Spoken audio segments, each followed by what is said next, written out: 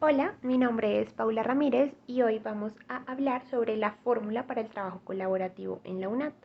Para tener esto muy claro necesitamos hablar sobre 5 temas principales. En primer lugar está el cómo aprendemos, que es la capacidad de aprender de nuestro cerebro. Para esto dejamos muy en claro que la capacidad de aprender es una función fundamental de nuestro cerebro. Desde que somos muy chiquitos estamos experimentando y esto hace que nuestro cerebro vaya adquiriendo diferentes conocimientos. Así logramos entender que la mejor forma de aprender es mediante el estímulo y la necesidad, ya que si estamos recibiendo información desde afuera, nuestro cerebro necesita procesarla y asimismo genera un conocimiento. El segundo tema que vamos a tratar es aprender a aprender. El aprender a aprender hace referencia a un nuevo paradigma de aprendizaje que conlleva que el estudiante identifique diferentes capacidades y las potencialice dentro de su proceso de formación. Lo más interesante de este paradigma es que cada estudiante sabe que tiene unas fortalezas que le permiten enfocarse en ciertas actividades y también que tiene unas debilidades en las cuales debe trabajar. Por esto, el aprender a aprender permite que el estudiante adquiera conocimiento a su ritmo y a su vez genere conocimiento para sí mismo y para los demás. Y finalmente en este punto me parece muy importante porque siento que el aprender a aprender es un paradigma que es inclusivo con las personas que tienen capacidades diversas.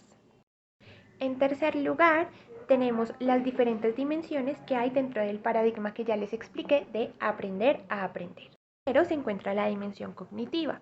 Dentro de la dimensión cognitiva están todas las actividades que permiten obtener y procesar nuevos conocimientos y planificar las tareas a desarrollar para poder codificar, jerarquizar, memorizar y recuperar información. ¿Esto qué quiere decir? Por ejemplo, cuando un estudiante, el profesor le presenta su plan de estudios, las lecturas que tiene que leer, qué debe hacer el estudiante, planear qué va a estudiar, qué va a leer, cómo lo va a leer y de esta manera va a empezar a apropiar los conocimientos. La segunda dimensión es la dimensión metacognitiva. La dimensión metacognitiva busca comprender y controlar los propios procesos de aprendizaje y monitorizar el aprendizaje. ¿Esto qué quiere decir?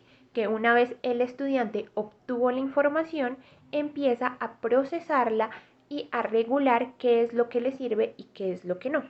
Y por último tenemos la dimensión motivacional, afectiva y emocional. Esta dimensión afecta a las dimensiones que ya vimos, ya que los componentes motivacionales contribuyen a crear situaciones en donde el estudiante aprenda a aprender y aprenda a apropiar dichos conocimientos adquiridos. Dentro de esta dimensión se encuentra el autoestima, la autoeficacia, la seguridad, la autonomía e incluso la frustración, ya que estos son elementos que permiten que el estudiante continúe de manera exitosa sus estudios o se frustre y no los logre superar.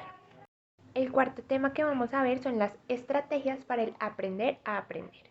Como les dije anteriormente, depende mucho de las habilidades de cada estudiante y es por eso que debemos identificar cuáles se adaptan mejor a nosotros.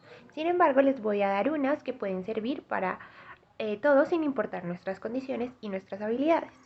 Lo primordial es buscar un espacio tranquilo y seguro. ¿Qué quiere decir esto?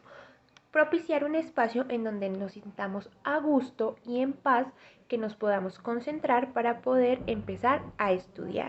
En segundo lugar, una vez identificados los temas que vamos a estudiar, es planificar qué, cómo y cuándo los vamos a estudiar. Esto nos permite crear unas metas que debemos cumplir para poder apropiar los conocimientos. Tercero está la asimilación de la información.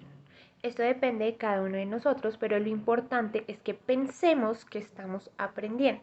¿Qué quiere decir esto? Podemos tomar notas, podemos hacer carticas, podemos hacer dibujos, lo que mejor se adapte a nosotros, en donde podamos decirle a nuestro cerebro, estás aprendiendo esta información, guárdatela. Y finalmente sería una autoevaluación. Debemos ser conscientes y críticos con nosotros mismos para saber si sí logramos nuestros objetivos, si sí aprendimos o si debemos reforzar nuestros conocimientos. Finalmente, el último tema que vamos a tratar es el trabajo colaborativo. El trabajo colaborativo busca propiciar espacios en los cuales se dé el desarrollo de habilidades individuales y colectivas en la discusión de los estudiantes con el fin de crear conocimiento. El trabajo colaborativo permite que a través de las discusiones se pueda explorar nuevos conceptos y así cada uno es responsable de su propio conocimiento, escuchando lo que tiene que decir su entorno. El trabajo colaborativo es una habilidad fundamental en el siglo XXI, principalmente porque ahorita, en la actualidad, las tecnologías son las que predominan en la sociedad. ¿Qué quiere decir esto? Que con las tecnologías no solamente nos comunicamos, nos transportamos, etcétera, sino que también estudiamos. Asimismo, pues es una habilidad fundamental para el siglo XXI porque tenemos que ser conscientes que si bien la tecnología nos ha enfrascado, somos una sociedad y sí o sí debemos trabajar en grupo. Entonces, esta es la fórmula para el trabajo colaborativo en la UNAD, en donde nosotros como estudiantes debemos aprender a aprender de manera autónoma con los conocimientos que nos brindan los diferentes tutores y docentes, y además también debemos aprender a hacer trabajo colaborativo, ya que es necesario dentro de nuestro proceso de aprendizaje. Muchas gracias.